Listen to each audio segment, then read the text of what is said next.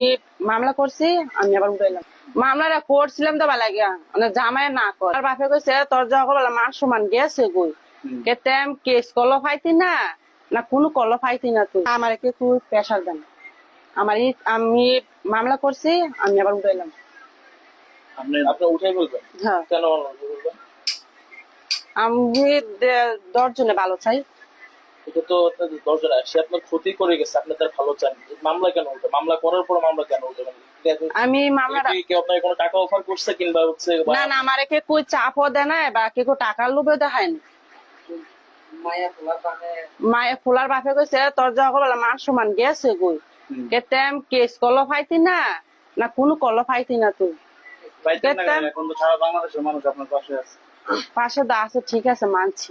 কেতেম বাইরে আমি 10 জনে ঘটনা সত্যি হতে অবশ্যই আপনি যদি বিচার চাওয়া উচিত। তাহলে কি মামলা করার সময় কেউ জোর জোর না। তাহলে আপনার মামলাটা কেন করলেন? মামলাটা তাহলে কেন করলেন? মামলাটা করছিলাম তো ভালো গিয়া মানে জামাই না কর যে সময় মামলা করছেন সেই সময় জামার সাথে জামাই আমার লগে রাগারাগি করে ইয়া করেন নাই। কথা হচ্ছে না কেউ গ্রামের লোক বুঝতে পারি নাই বা আমার স্বামীর সাথে আমি বুঝতে পারি নাই কেতাম স্বামী এইসব শুনে দেখে মানে আমার কাছে ফোন হয়ে যায় তো কেতাম আমাদের ছেলে মেয়ে আছে। ঘটনাটা তো আপনার বাবার বাড়িতে হয়েছে। বাপার বাড়ি